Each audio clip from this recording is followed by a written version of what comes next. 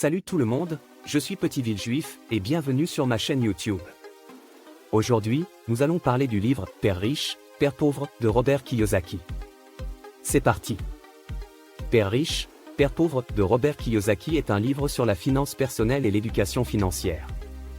Il raconte l'histoire de deux pères, l'un étant le père de l'auteur et l'autre étant le père de son ami. Le père de l'auteur était un homme instruit, mais qui avait du mal à gérer son argent et qui vivait dans la pauvreté. Le père de son ami, quant à lui, était un entrepreneur riche et prospère qui avait une excellente éducation financière. Le livre présente plusieurs leçons sur la manière de gérer son argent, d'investir, de travailler intelligemment et de devenir financièrement indépendant. Voyons maintenant les 5 concepts clés. 1. La différence entre l'actif et le passif. Selon Kiyosaki, la plupart des gens considèrent leur maison comme leur plus grand actif. Cependant, il soutient que cela est une erreur car une maison est un passif car elle ne génère pas de revenus. Un actif, quant à lui, est quelque chose qui génère des revenus, comme des investissements immobiliers ou des actions en bourse. Pour illustrer cette différence, Kiyosaki donne l'exemple de deux personnes qui gagnent le même salaire annuel. La première personne utilise son salaire pour acheter une maison et une voiture de luxe, tandis que la deuxième personne utilise son salaire pour investir dans des actifs tels que des propriétés locatives et des actions. À long terme, la deuxième personne devient financièrement plus indépendante car ses actifs génèrent des revenus qui dépassent ses dépenses, tandis que la première personne reste prisonnière de ses passifs et doit continuer à travailler pour maintenir son style de vie. Ainsi, pour devenir financièrement indépendant, Kiyosaki recommande de se concentrer sur l'acquisition d'actifs qui peuvent générer des revenus, plutôt que de s'encombrer de passifs coûteux et qui ne rapportent rien. Cela nécessite une certaine éducation financière pour comprendre comment investir judicieusement, mais cela peut être un moyen efficace de s'assurer un avenir financier stable et prospère. 2. L'importance de la maîtrise de la comptabilité et des finances personnelles. Selon Kiyosaki, la majorité des personnes ont des difficultés financières parce qu'elles n'ont pas une compréhension solide des principes financiers de base. Il explique que la richesse ne provient pas seulement de l'argent que vous gagnez, mais aussi de la façon dont vous le gérez. Il encourage donc ses lecteurs à apprendre la comptabilité et à devenir financièrement intelligents.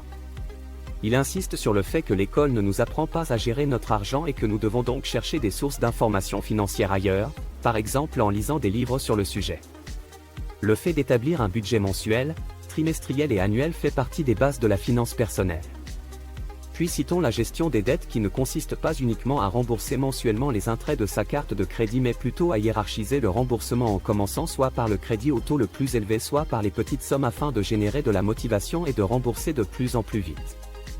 Enfin, la gestion de l'épargne qui doit se faire régulièrement et automatiquement et de l'investissement qui nous amène au 3e point. 3. L'importance de l'éducation financière. Kiyosaki estime que l'éducation financière est cruciale pour réussir dans la vie. En apprenant ces concepts, vous pouvez prendre des décisions financières éclairées qui vous aideront à atteindre vos objectifs financiers à long terme. L'éducation financière vous permet de comprendre les risques et les récompenses associées aux différents types d'investissements, tels que les actions, les obligations, l'immobilier et les fonds négociés en bourse. En comprenant les avantages et les inconvénients de chaque type d'investissement, vous pouvez prendre des décisions plus éclairées et choisir les investissements qui conviennent le mieux à votre situation financière. Savoir lire et comprendre les états financiers d'une entreprise dans laquelle vous voulez investir est la base de l'investissement que malheureusement peu de personnes respectent, la plupart des personnes se contentant de suivre aveuglément l'avis d'un soi-disant expert. 4. Le choix de ses mentors. Kiyosaki croit que le choix de ses mentors est crucial pour réussir financièrement.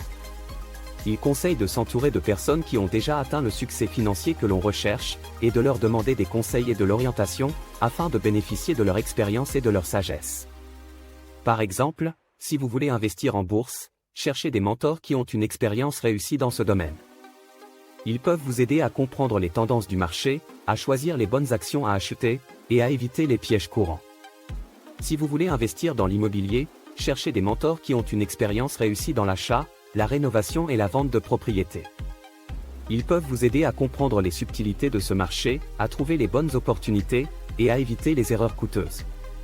Et si vous voulez créer votre entreprise, cherchez des mentors qui ont une expérience réussie dans le lancement et la gestion d'entreprise. Ils peuvent vous aider à comprendre les étapes à suivre pour démarrer votre entreprise, à éviter les pièges courants, et à développer une stratégie efficace pour votre entreprise. 5. La nécessité de prendre des risques. Kiyosaki encourage la prise de risques calculés. il soutient que ceux qui ont réussi financièrement ont souvent pris des risques importants, mais qu'ils les ont faits de manière réfléchie.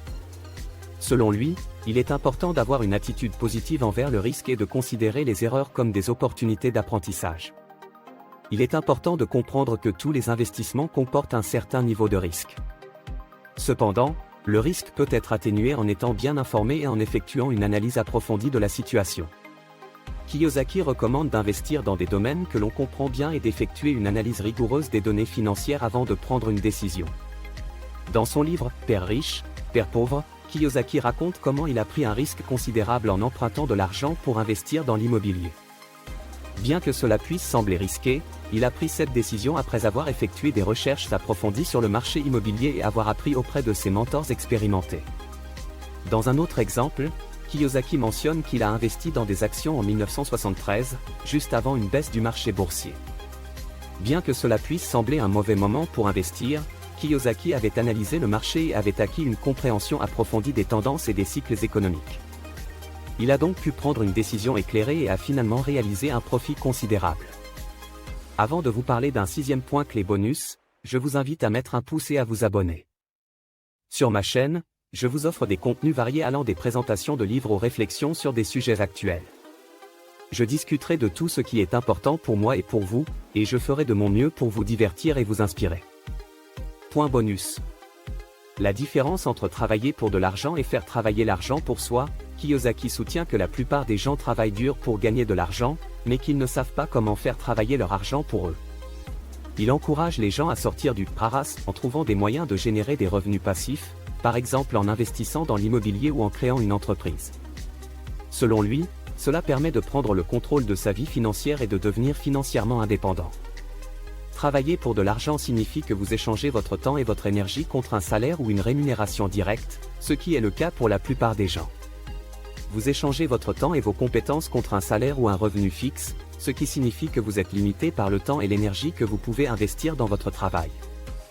D'un autre côté, faire travailler l'argent pour soi signifie investir dans des actifs qui génèrent des revenus passifs, vous permettant ainsi de générer des revenus sans avoir à échanger votre temps et votre énergie contre un salaire.